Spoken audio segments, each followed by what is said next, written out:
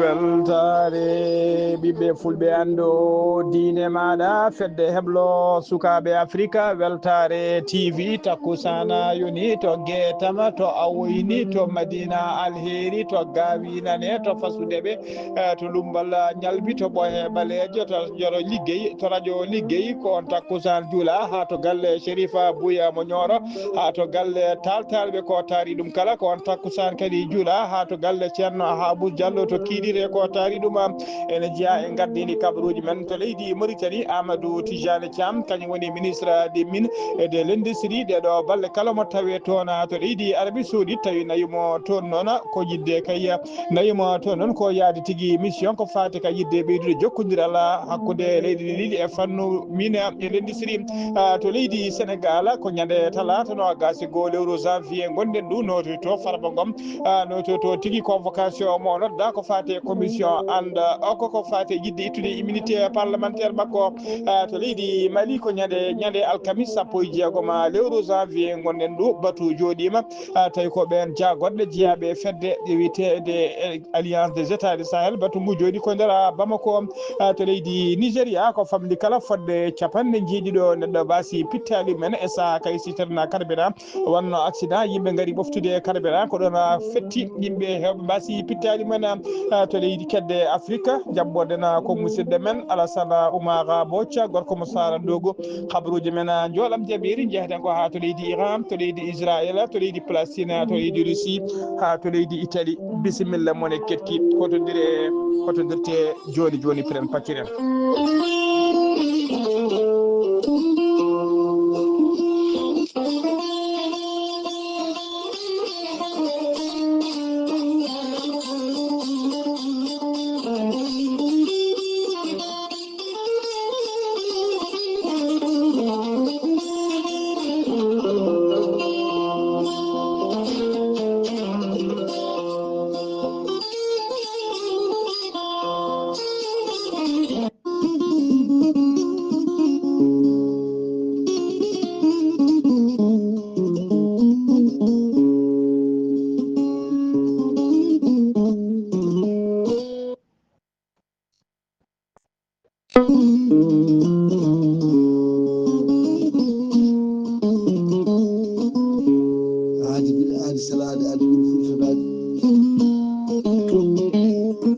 salade aadi ɓuuri firtude aadi ceerno Amadou Tijani Diallo gorko mo melga wuuro jinneji wi ko fittata aadi mo adodire Diani weltare ɓiɓɓe fulɓe andu diine maɗa weltare TV gorko mo melga wuuro jinneji ko gando bindi laaɓaɗo leɗɗe jaadindo ɓalawale danwal kala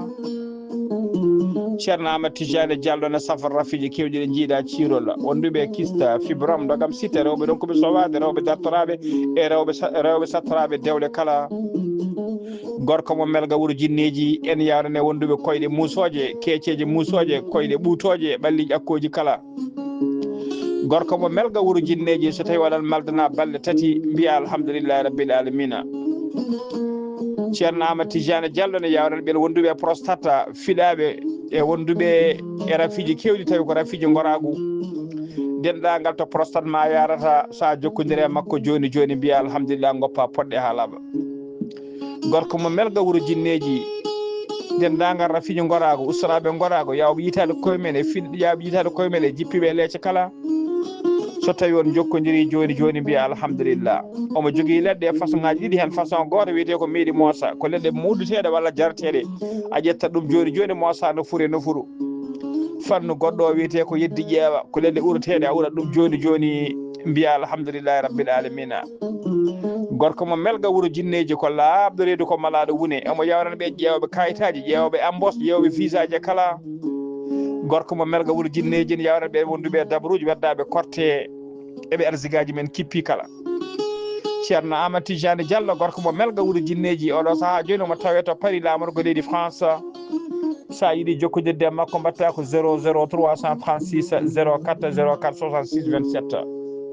ceerno Amadou Tidiane Diallo gorko mo melga wuro jinneji base makko ne tawe to Dakar en tawi ɗon min yi ko ne wiye ceerno Abdoulaye Diallo numéro mum téléphone mbatta 77 714 94 15 ceerno Amadou Tidiane Diallo gorko mo melga wuro jinneji base makko ne tawe to Nouakchott legal Samiyane uccite usine Platra ene tawi ɗon ɓiyi ko on numéro mum téléphone mbatta ko 41 05 13 85 ceerno Amadou Tidiane Diallo gorko mo melga wuro jinneji gam hoybitande tawateɓe la pulpalol dande maayo ɓe Mauritanie Sénégal base makko ne tawi to Rosso Mauritanie ha to Dagana Mauritanie kala e on base ne tawi ɗon musidɗo makko ɓinene makko ene wiya ceerno Amadou Dia gorko mo leeraɓe sa yiiɗi jokkodirde e gorko mo leeraɓe mbatta ko 77 537 79 28 ceerno Amadou Tidiane Diallo kollaɓɗo reedu kommalaɗo wone kono ne wiɗo sanne sanne mbadden dando faade makko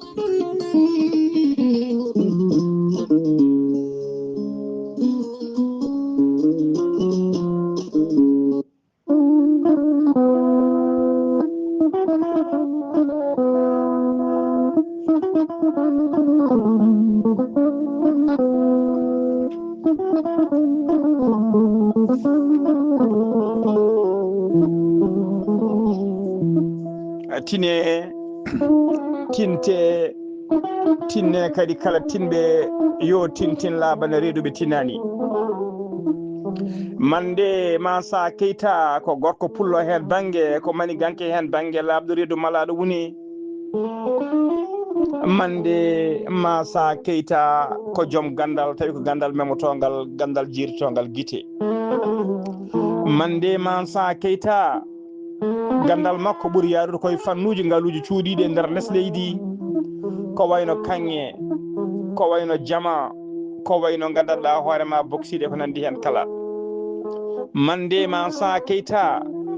ko joguiɗo humpito e on fannu tawi ko gandal jaadugal e nunɗal ko ɓuuri hawnade e gandal mande Mansa Keita so tawi on jokkodiri o gollante ha jiira guite maɗa ha keeɓa ko jiɗɗa ko tawi o namdata komo avance o namdata komo hoore kuɗol ma keeɓa ko jiɗɗa ko nde gadda kayen ko kaldude ɗon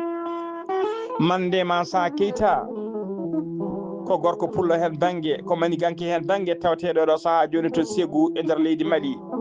so tawi a yiiɗi jokkodirde makko mbatta ko 00 223 77 walla 223 76 68 45 99 mbiɗen mbatta ko 00 223 ko indicatif leydi Mali mbaɗa 76 68 45 99 mande Mansa Keita ko gandal mere jaadugal e nunɗal jaadugal kadi e teddugal mo yiɗa yaware jaɓata jamfa mande Mansa Keita mbadden dando faade makko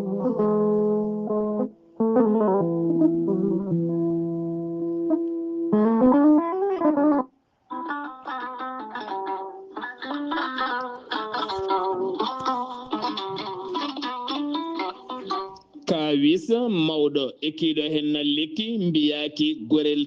gorelte ko haako moƴƴo iwruko to Corée Nord ari ko wallude e safrude ha moni kala yiito hen hoore muɗuma ɓen hutortoɓe gorelte mbi'i alhamdulillah yoga hen ko joguinoɓe ñabboji kawniɗi no feewi yoga e docteur mabɓe kolliti hol o safara mon jiituɗon a neɗɗo toƴƴiɗo joguiɗo AVC jogui cardiaque ƴiƴam dogata e ɓandu mum ɓandu jaaɗoru ɓandu wuloru prostate yoga e ñabboji goɗɗi kala hay janowo kala mum de so jokkodire gorelte ma yiito hoore muɗuma gorelte ko haako moƴƴo iwruko to Corée Nord ari ko wallude e safrude ha moni kala tina hoore mum a yittat ko jamireɗa mbaɗa e ndiyam ngulɗam aɗa yara aɗa yiito cellal ɓandu maɗa so tawi jiɗɗa ko hebde ko laaɓi ko fati gorelte jahata koto site mabɓe internet mbaɗa www.gorelte ma janggan hoorema kala muma so tawi noon ko tonggode gorelte gonɗa koto Italie jokkodirta koye ceerno Abouli mbatta ko plus 39 339 856 67 39 so tawi noon gonɗa koto Espagne jokkodirta koye Amadou Touré plus 34 643 29 22 96 so tawi noon gonɗa koto Mbour jokkodirta koye Saydou Ndaw 77 388 21 88 so tawi noon gonɗa koto Ndendori jokkodirta koye Salif Diallo 77 901 74 67 so tawi noon gonɗa koto Kaolack jokkodirta koye Khadijatou Guissé mbatta ko 77 693 55 12 so tawi noon gonɗa koto Jimbe jokkodirta koye Amadou Thioban mbatta ko 77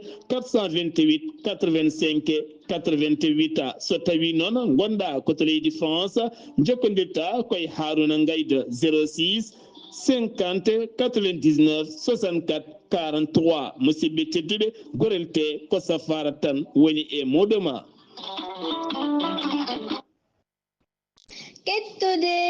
kaburuji mon e demgal pulaar Afrique, Asie, Europe, Amérique, Moyen-Orient, Océanie. jam nyalle mon musidɓe tedduɓe eɗen gone aseta sappo e jeetati lewru siilo woni janvier hitande ujunnaje ɗiɗi e nogas e joyyi habaruji mon e ɗemgal pular e sawta he ko musidɗo mon sehil mon Haali Abouba to karallagal ha mbawon yiide en heɗade en to banggue nate ɓosojo ko meñi men sehil men Saydou Abouba habaruji men e ɗemgal pular koto leydi Mauritanie puɗɗoɗen laamu leydi Mauritanie ɓe kolliri tigui wonde ɓe puɗɗima eggingol ɓen tawi ko nanggaɓe ne ndumba ene coka e nder kaso mo Dar Naima nawede kay to kaso keso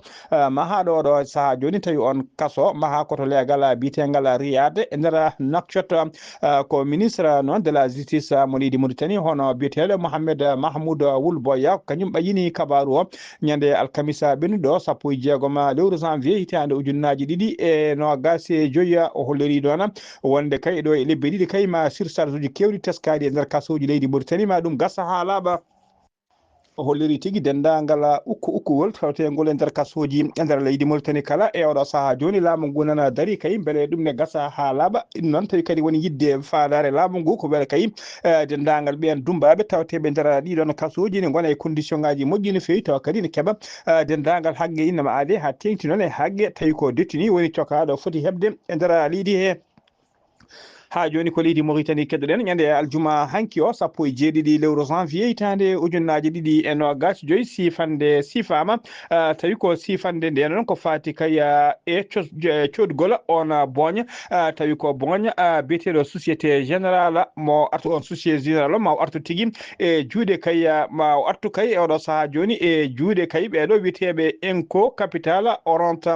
société générale o noon wonno ko société générale o noon société générale o ma wontu boñ tawi kadi koye nder boñ mo leydi Mauritanie on boñ noon ma ɗum ɓeydu kadi ko fati ɓeydugol hattani secteur bancaire mo gendi Mauritanie ko société ji ɗiɗi noon kañumen dentini doole mumen e peeje men e ngaluji mumen kay gam sodde sottude oɗon société générale société gadana o noon ko société biteɗo Enco Capital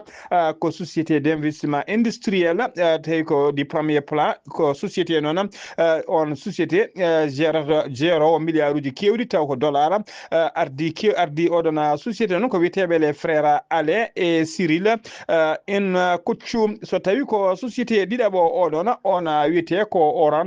Orente noon ko société représenté ɗum ko biyeteɗo ko Bastien Balouchi noon ko investisseur mawɗo e nder leydi Mauritanie omo dilla noon e banggue investissement guila hitande ujunere temedde jeenayyi capanɗe jeenayyi o tafi kadi boñ makko o tafno boñ makko noon ko hitande ujunnaji ɗiɗi e nayyi woni 2004 ko ɗiɗo société ji ɗiɗi noon kañumen dentini peeje men e doole men e koppereji men kay wawde sottude oɗo société biteɗo société général ha joni ko leydi Mauritanie keddoɗen société Maroc naɓe tawi ko société biteɗo SOS NDD ɓe cifodiri e laamu leydi Mauritanie contrat on contrat noon ko fati e pittugol e toppitagol laaɓal wuuro Nouakchott ngo no diɗonno contrat o noon ko kalis kewɗo no fewi ko laamu ngu noon contrat o noon kala hitande laamu leydi Mauritanie ene yaltina milliard uji jeeɗiɗi piccal joyyi woni milliard uji jeeɗiɗi e feccere taw ko haalisa ugoya e ɗum noon faade kay e oɗon société so ɓetama noon ene holliri kala ñalawma laamu leydi Mauritanie ene yoɓa société o ñalawma kala nogas e 1 million tawi ko haalis ugoya ko fati pittugol wuro Nouakchott lamorgo leydi Mauritanie siftinde non société ji kewɗi kalfinnoma ko fate laabal lamorgo ngo kono noon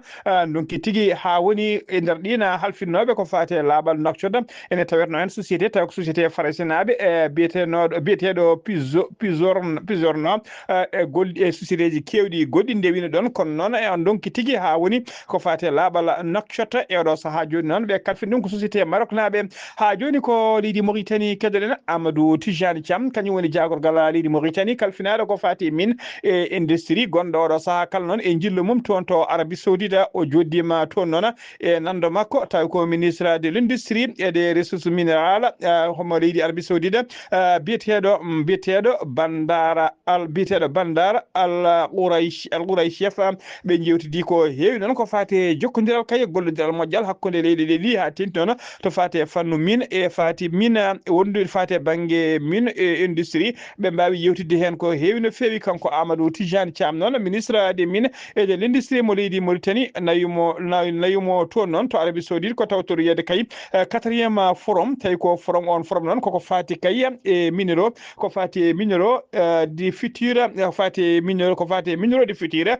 tawi ko forum mo laamu leydi Arabie Saoudite yuɓɓini kanko Amadou Tijani Thiam noon o yahani kanko goto omo yaati c'était timmuɗo no fewi ha joni habaruji men demgal Pulaar to leydi Mauritanie ha joni keddoɗen Mohamed Ben Yazed Al Nahyan ko kañum woni hoorejo les Émirats Arabes Unis omo tijja tigui jillu makko e nder Nouakchott laamugo leydi Mauritanie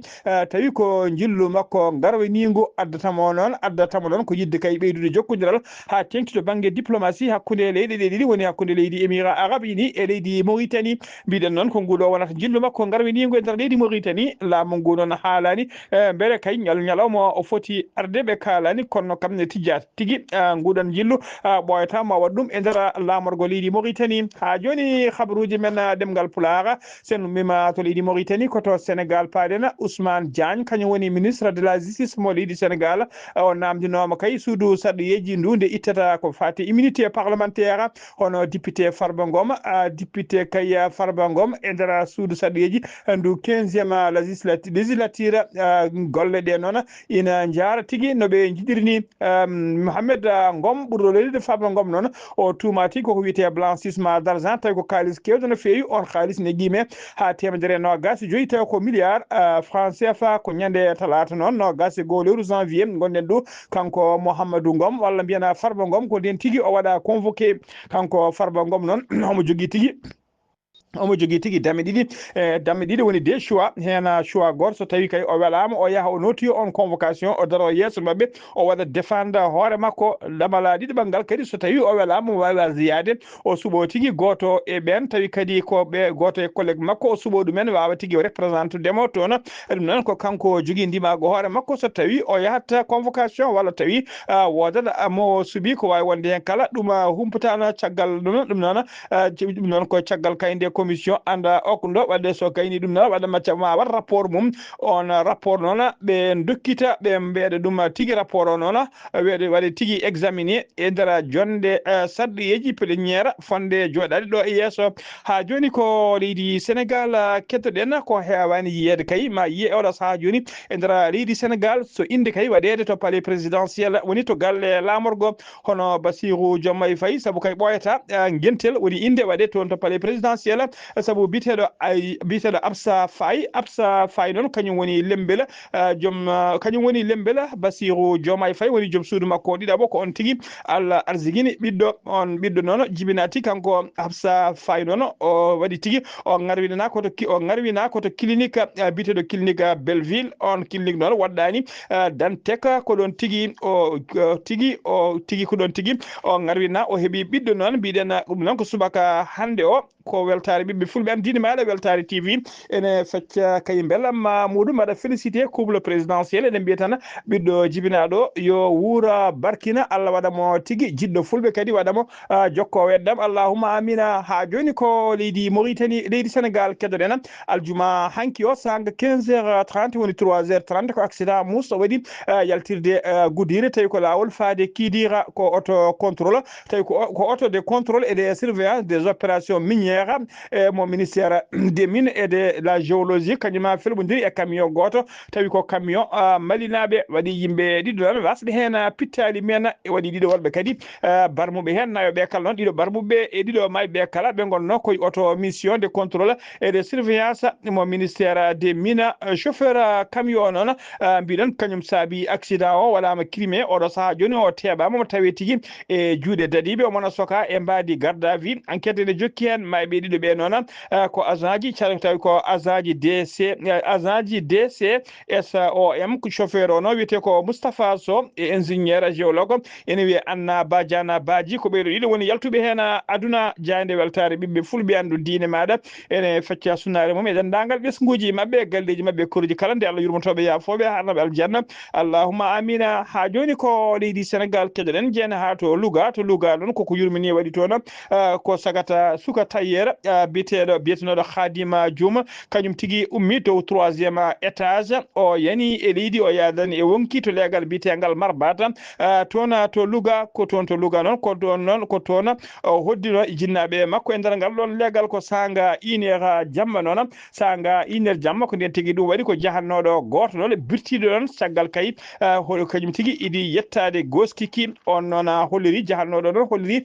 wonde kay ko adi kene yetto goskiki tawa nani rutto woni tigui biruji mawɗi no fewi o yani nani biruji mawɗi no fewi kay ko hunde ummi dow nde yani nde o yetti noon o tawi tigui ko oɗon sagata kañuma fotti ɗon wondani e wonki enquête udditama hen noon beelen ande beele kay ko teɓɓitiɗo toon to 3e étage to yani walla ala so tawi wol belaɗo duñimo neɗɗo goto noon woni suspect gadano e oɗo saaha joni wiyama hen teɓa nana nangga kayne soka e mbadi garde à vue tawi ko to commissariat mo Louga enquête gadano noon police hollir tigui wonde kay holla enquête gadano kay police o nde yetti kay ɓe mbawi andude nde ɓe jiime goskiɓe koyni huɓere nde ɓe mbawi tigui andude hol chambre mo foti ummade nden ɓe jeeyi ha toon noon enquête mabɓe gadano ɓe tawi ɗon faɗo woto wondude téléphone on gon faɗo noon e joom téléphone ko o woni teɓade e oɗo saaha joni tumaɗo kadi kañum woni suspect wonde kay yata wala kañum yooɓi fittandu makko ko wawi wonde hen kala e oɗo saaha joni enquête o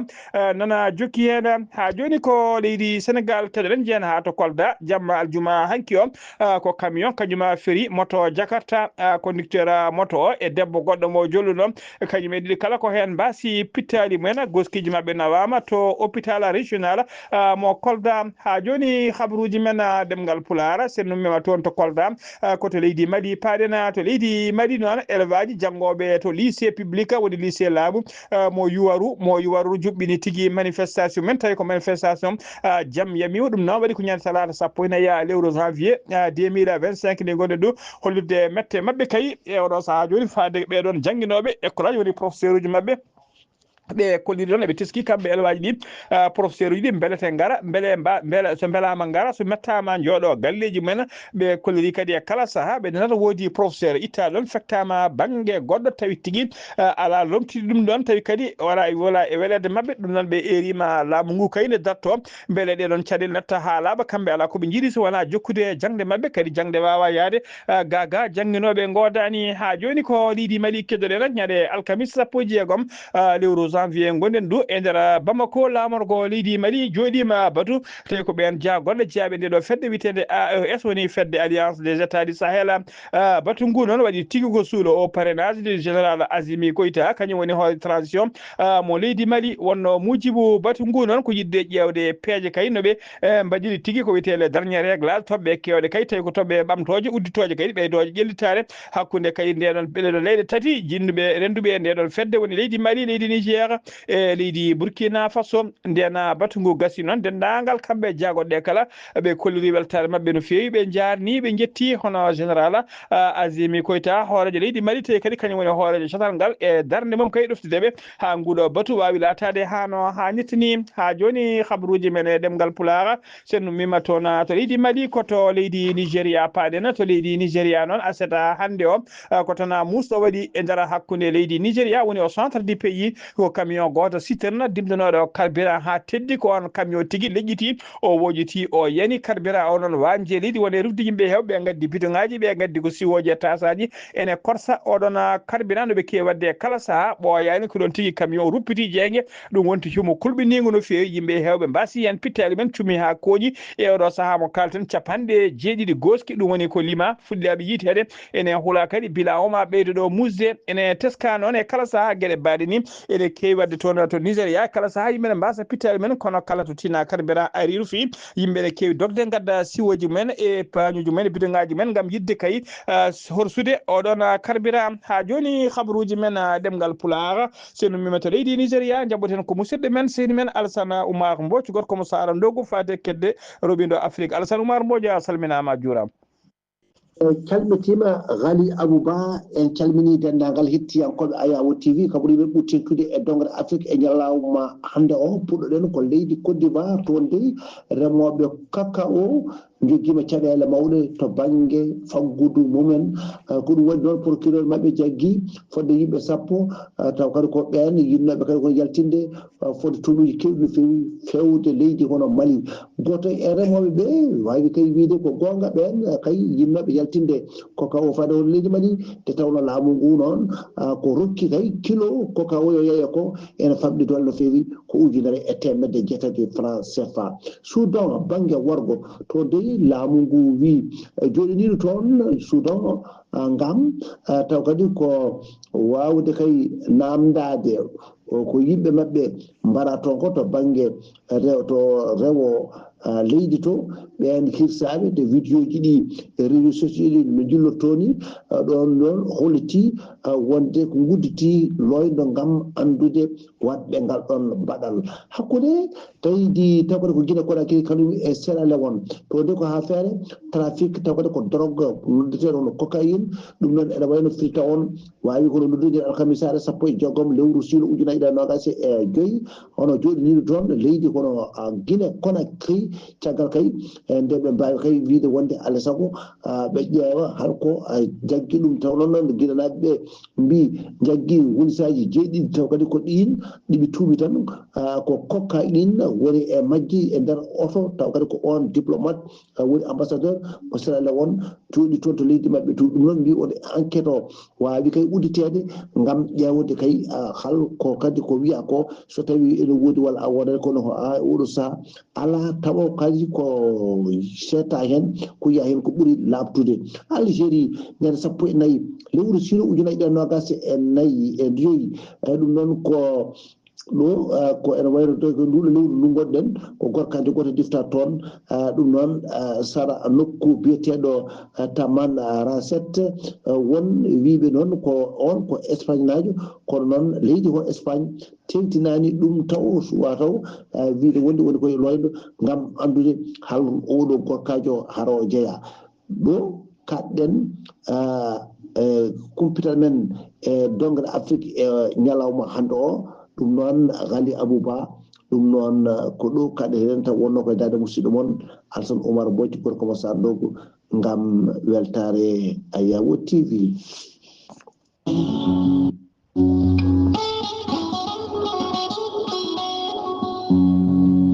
gonkay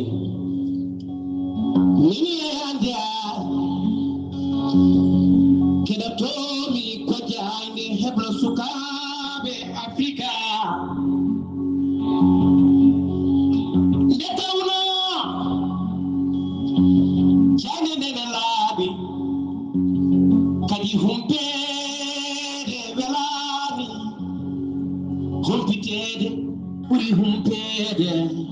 humpede welani humpitade ɓuuri humpede kala jiɗɗo humpitade yo humpito jande mon jande weltare ɓiɓɓe fulɓe andu diine maɗa weltare TV Alassane Oumar Diop golle ma jooɗi peewi ko noon kadi Yaya Ndiaye golle ma jooɗi peewi takkusan juulama ha to galle ceerno Djiby Sy to Kouva ha to cabinet makko to Netteka ko on takkusan kadi juula ha to galle imam ceerno Amadou Tijani Diallo to PK 7 Nouakchott ko taari ɗum kala habaruji men jolam jaɓiri koto leydi Iran ma puɗɗorɗen to leydi Iran noon ko ñawoɓe ɗiɗo woni deux juge tawi ko gollotoɓe to cour suprême mo Téhéran laamugo leydi ndi kañumen tigui mbara aseta hande o 17 lewru janvier hitande ujunnaje 2025 ɓe mbara ko nder bureau mabɓe to Téhéran laamugo leydi ndi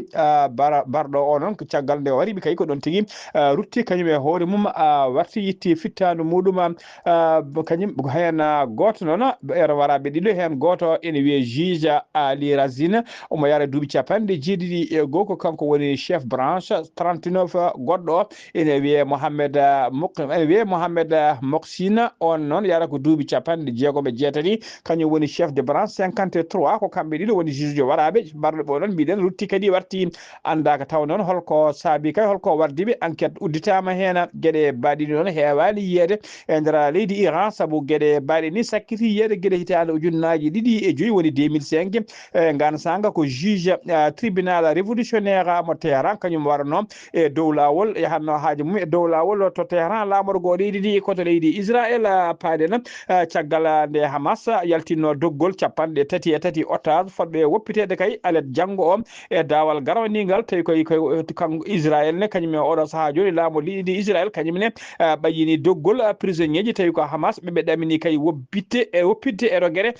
arwenide tawi kadi koye mbadi koɓe mbiyata cessez le feu woni tigui maslaha moɓe kaldi eɓe dartina fiyande ɗum noon fuɗɗoto cessez le feu o ko aleta janggo o fuɗɗoto sanga 8h30 taw ko heure Palestine e ngan sanga e wonata ko 6h30 waktu Fouta e Kumbaru ko nden tigui cessez le feu natata en vigueur woni nden fuɗɗoto e nder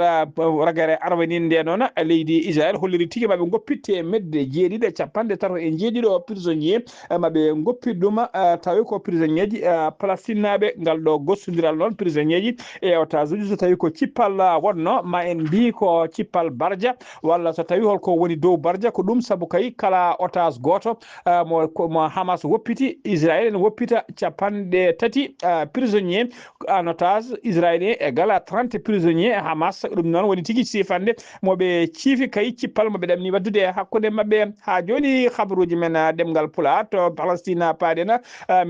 ministére de la santé mo Hamas ɓe kolliri tigui e nder waktuji nogas nayi cakkitiɗi ɗi yimɓe nogas tatta ko Palestine naɓe e mbarama e bombardement Israël waɗi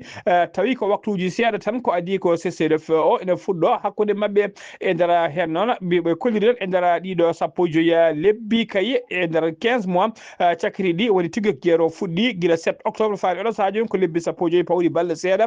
e ko fuɗɗi faade oɗo saaha joni 46 ujunere temedde jeetati capanɗe jeenayyi e jeenayyi Palestine naji ɗum woni ko waraɓe e nder Gaza so tawi ko barminaɓe toon ɗon ko ujunaje sappo e temedde sappo temedere sappo ujunere woni 110 725 ujunaje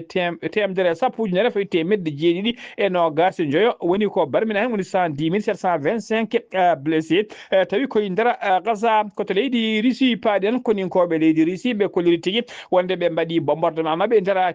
Kiev noon kañum woni lamor ko leydi Ukraine e nder bombardement ɓe kolliri yimɓe nayo mbasi hen pittali men ɗum waɗi ko jamma aljuma hankine fayi subaka aseta hande koto leydi Italie paaɗen premier primature galle primature mo leydi Italie ɓe kolliri tigui wonde biyeteɗo Giorgia Meloni kañum woni hoore jagoɗe woni premier ministre mabɓe ɓe kolliri tigui koko yahata dowlaji tentuɗi Amérique tawtoriyede kay investisseur on biyeteɗo Donald Trump kañum tigui latto 49 wol président woni 47e président des États-Unis d'Amérique cérémonie o noon waɗata ko ñande nogas e joyyi lewru janvier ndu gonɗen ndu to waɗata kanko Donald Trump noon mawo lomto e jappere laamu he o lomtoro hen ko Joe Biden baɗɗo mandat mum goto musidɓe tedduɓe gasi ha laaɓi ceer ko ɗum ɗo wonno komin tongal noon habaruji mon e ɗemgal Pulaar e sawto he ko musidɗo moon sehil moon Haali Abouba to karallagal ha mbawon yiide min to banggue neto ɓosoje ko miñi men sehil men Saydou Abouba so tawi ko roɓiɗo Afrique ko musidɗo men Alassane Oumar Mbocco gorko mo Sarandogu ketki malaki jaam yo jaam Allah jogomi jogo on